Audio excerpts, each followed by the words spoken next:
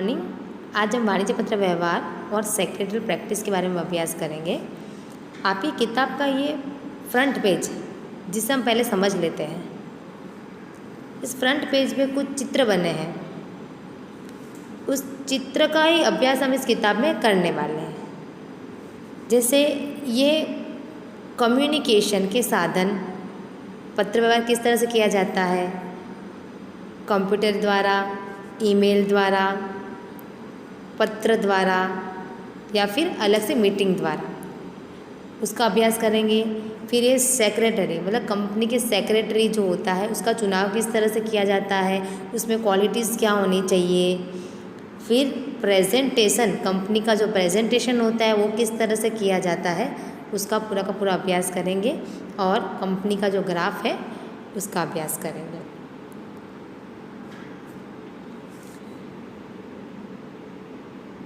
आपके एसपी में दो विभाग है, एक तो वाणिज्य पत्र व्यवहार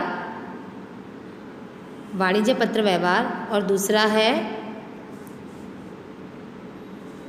ये वाणिज्य पत्र व्यवहार और दूसरा है सेक्रेटरी प्रैक्टिस। तो सबसे पहले हम वाणिज्य पत्र व्यवहार का अभ्यास करेंगे। इसमें पहला चैप्टर है बैंक संबंधी पत्र व्यवहार। अब बैंक के साथ अगर आपको पत्र व्यवहार करना है तो आप किस तरह से करोगे उसका अभ्यास करना है। सबसे पहले तो हम बैंक के बारे में थोड़ा नॉलेज ले लेते हैं। आप सभी जानते हो बैंक क्या है। हम सुबह से उठते हैं और रात को सोते हैं, तब तक हमें पैसों की ज़रूरत रहती है। तो ऐसे समय में बैंक की आवश्यकता हर पल हर समय रहती है। तो हमें बैंक को छोटी मोटी सुविधा प्राप्त करने के लिए पत्र व्यवहार करना पड़ता है। ठीक है, तो बैंक के साथ पत्र व्यवहार किस तरह से किया जाता है। तो बैंक के साथ जब पत्र व्यवहार करते हैं तो उसकी भाषा सरल स्पष्ट होनी चाहिए और एक निश्चित किए हुए ढांचे के अनुसार ही होनी चाहिए। तरीके से हमें पत्र व्यवहार करना है और जो भी सुविधा प्राप्त करना चाहते हो वो हमें आसानी से प्राप्त हो सकता है।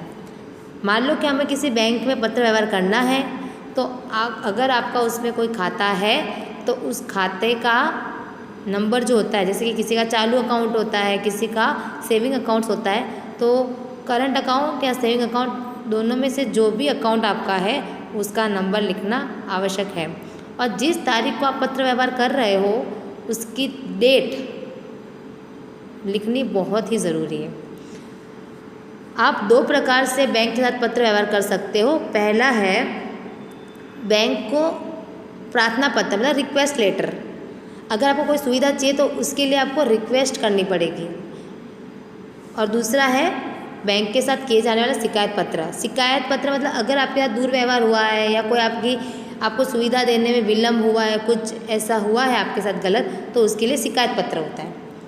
तो सबसे पहले हम प्रार्थना पत्र में कौन कौन सा होता है, तो भाई खाता खोलने संबंधी, चेक की राशि के भुगतान को स्थगित करने संबंधी, बैंक ओवरड्राफ्ट की सुविधा प्राप्त करने संबंधी, खाता बंद करने की जानकारी देता हुआ पत्र, डिमेट अकाउंट खुलवाने संबंधी पत्र, शैक्षणिक लोन प्राप्त करने संबंधी पत्र, बैंक में लॉकर की सुविधा प्राप्ति संबंधी पत्र, debit card, credit card, ATM card की सुविधा प्राप्ति हेतु पत्र, डेबिट कार्ड, क्रेडिट कार्ड या एटीएम कार्ड खो जाने से संबंधित जानकारी देता हुआ पत्र। ये सारे हैं प्रार्थना पत्र जो रिक्वेस्ट दर्शाता है।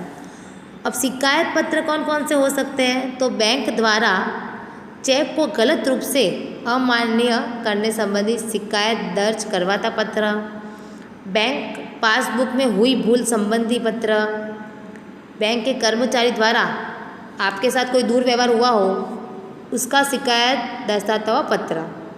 मतलब आज हमने पत्र व्यवहार की लैंग्वेज कैसी होनी चाहिए वो सीखा, कितने प्रकार के पत्र व्यवहार होते हैं, मतलब प्रार्थना रिक्वेस्ट पत्र और शिकायत पत्र, इस बारे में अभ्यास किया है। धन्यवाद।